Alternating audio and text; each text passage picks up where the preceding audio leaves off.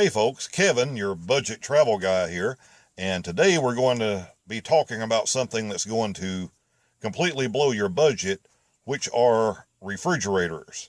These Dometic, like the RM2310 that I have in this particular Roadtrek. And this is going to apply, of course, not only to Roadtreks, but to other Class B vans, larger RVs, anything that has this Dometic refrigerator. Now, this is an older Roadtrek. It is about 25 years old. The refrigerator does actually work on all three settings. You know that they still cause a lot of problems. One, they just don't have a great deal of space. Two, the controls are on the bottom of these things, which just makes it really inconvenient. They're kind of hard to light. There's all kinds of problems they can have, and even when they're working, they just don't work great. You can have a lot of temperature differences. If you're not sitting dead level, you can have problems. Just moving from one place to another, you can have problems. And you're trying to store food, and you've got your food at 30 degrees, and all of a sudden your food's at 55 degrees before you realize you need to do something or change something. And you're dealing with food that's not going to last as long. It's going to spoil. It takes it forever to cool back down. And I just decided to go another way with this. My original impression, I actually looked at thinking, hey, I got a pretty good deal on this van. I could just rip out this Dometic refrigerator and replace it with a new one. And apparently there's no difference with the new ones other than your controls are on top instead of on the bottom. It's still going to work the same way. You're still going to have problems. And you know, these things are basically designed, I think, for when you go out and you're camping and you're under some shade trees in the summertime and you don't have these temperature extremes. But if you're traveling a lot, if you're on the road almost every day like I am when I'm on trips, I don't stay anywhere more than a day or two at a time generally.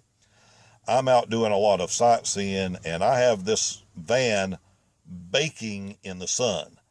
And this Dometic just is not going to be able to keep up with the way that I travel, and probably the way a lot of you travel. So looking at spending roughly $700 to $900 to get another one of these and have it installed, I decided to go a different route. And I know you have a lot of campers that use the little plug-in 12-volt Dometics. Those are fine too. I'm not crazy about the little plastic housing on them. I've seen a lot of videos where a lot of people have problems with the lids coming unhinged, the hinges breaking.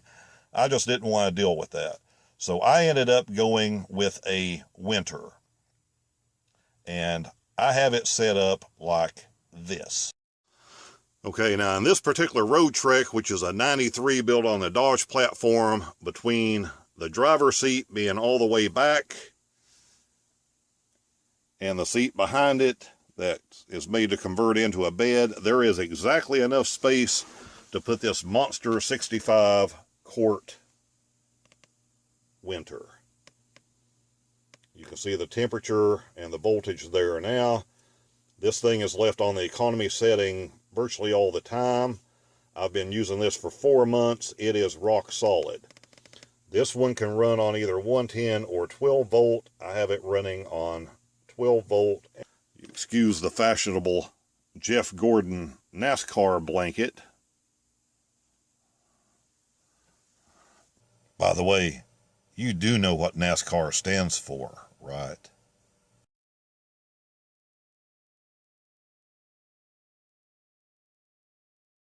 What I want you to see is this thing is a monster. It is going to give you much, much, much more space than that built-in Dometic, which now we just use for dry food storage. This has nothing to do with this system. This is just an external thermometer. This is a little light. You can see the temperature now. The temperature on these things will stay pretty much rock solid where you set them. When you open them up and fill them with a bunch of food, say you put a bunch of drinks or something in, the temperature is going to go up about 10 degrees until it cools those back down. But other than that, it is rock solid. If you just open it to get some stuff out, it's really not going to change the temperature, maybe 1 degree. I am very pleased with this thing. I'm very pleased with the build. It has a really great rubber seal all the way around it. It has 2 latches. It fit in here fairly well, with the exception of I did have to put a little piece of wood under this end, and I'm going to redo this. A perfect fit for this will be about that size, to cut a 4x4, cover it with some matching carpeting, and it will hold this perfectly level. Now, as far as getting into this thing, the way I have it set with this seat, and by the way, this seat is still usable. This is usable as a table, kind of a tabletop. I am not fond of this table setup that was in this Roadtrek to begin with, so I simply took it out and don't use it. So, covered with our little NASCAR blanket or blanket of your choice, this makes a great little tabletop, and you won't scratch it up, and it will give you a little bit of an extra layer of insulation. Pop these heavy-duty latches.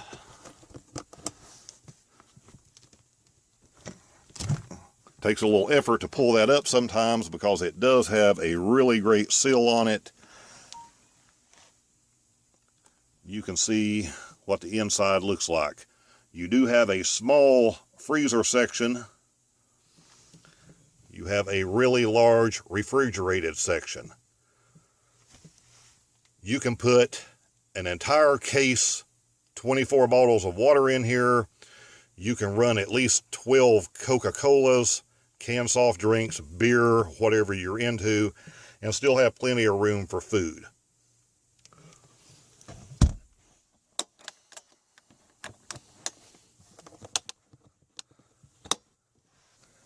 Now, since we're running this on 12 volt all the time, there are several places that we could have plugged this in. I added a few outlets here. I'm going to do a separate video on how easy that is. I'm just completely happy with it. It gives us more space than we'll ever need, and it frees up more space with the old fridge by giving us more places to put dry goods. For us, losing this seat back here was not a big deal, and actually someone can still sit down on it. You know, better half, when she's traveling, she sits there sideways. It doesn't bother her a bit. Leans back against the wall, kicks her feet up in the other seat. Quite simply, for us, there was no downside. I am 100% happy with this Whynter. It requires no work. It requires no maintenance. It's just been rock solid 24 hours a day. It is rock solid if we are parked in the sunshine on a 100-degree day and have to leave the van and don't want to leave the generator running and the air conditioner running, and we can go hiking, whatever, shopping, and be sitting in the sun. We come back in 4 or 5 hours later, and this Whynter fridge is still right where we set it at. And if you're in a situation to where you're looking at having to spend that $700 to $900 to replace that 2-way or 3-way Dometic with another one, I would advise going this way,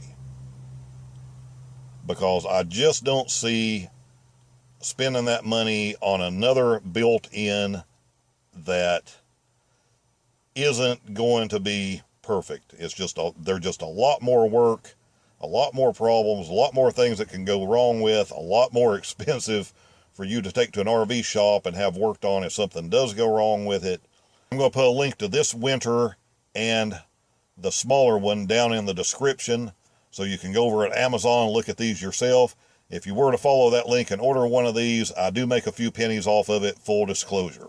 And next time we'll get into a video going over how I install these little plug-ins. A few more videos coming up on the way we're going to mount phones in here, tablets, different things to be able to watch television, watch videos, what have you.